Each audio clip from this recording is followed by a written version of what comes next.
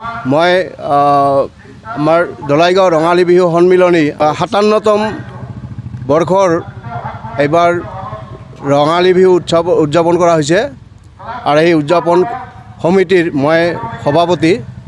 মই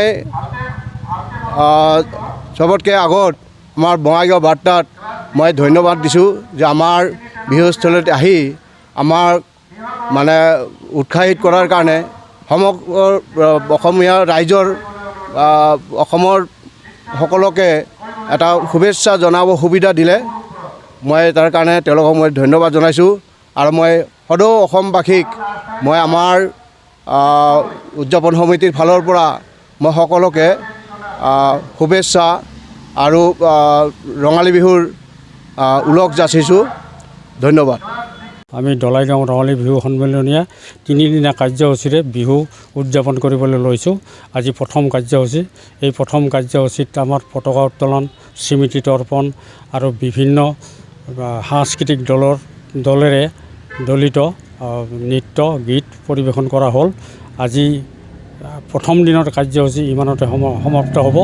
আমি 16 তাৰিখে অহা 16 এপ্ৰিল 3 বহাগ আমি তাত সেইদিনা আমি ৰাতিপুৱাৰ ভাগত খেল ধেমালি উদযাপন কৰা হ'ব। খেল ধেমালিৰে আৰু সন্ধিয়া আমাৰ স্থানীয় শিল্পীৰ দ্বাৰা বিভিন্ন ধৰণৰ নৃত্য গীত আৰু গীতেৰে পৰিপূৰ্ণ এখন সাংস্কৃতিক অনুষ্ঠান উদযাপন হ'ব। তাৰপিছত আমি 4 এপ্ৰিল 4 বহাগ 17 এপ্ৰিল সেইদিনা আমাৰ মুখ্য কাৰ্যসূচী সম্পন্ন হ'ব।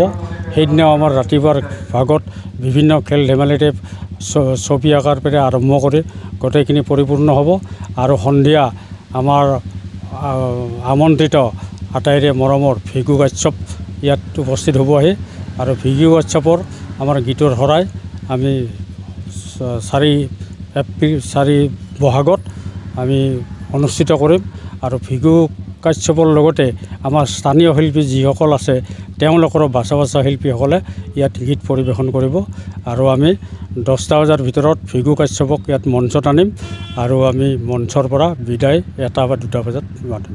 এইখিনি আমাৰ দলাইগাঁও ৰঙালী বিহু সন্মিলনীৰ কাৰ্যসূচীৰ। তাৰপিছত 3 তাৰিখটো আমাৰ আছে। 3 তাৰিখ 16 এপ্ৰিলত আমাৰ মুকলি বিহু প্ৰতিযোগিতা আছে। মুকলি বিহু প্ৰতিযোগিতাটো বৰ অতি আকৰ্ষণ আৰু দলাইগাঁৱৰ মুকলি বিহু প্ৰতিযোগিতাৰ নিচিনা এই অঞ্চলত প্ৰতিযোগিতা খুব কমে হয়। গতিকে এইবাৰো প্ৰতিযোগিতা হ'ব মুকলি বিহু।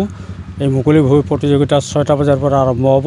ইয়াতে 6টা বজাৰ পৰা আমাৰ ইতিমধ্যে 10টা দলে যোগদান কৰিছে আৰু কৰাৰ সম্ভাৱনা আছে।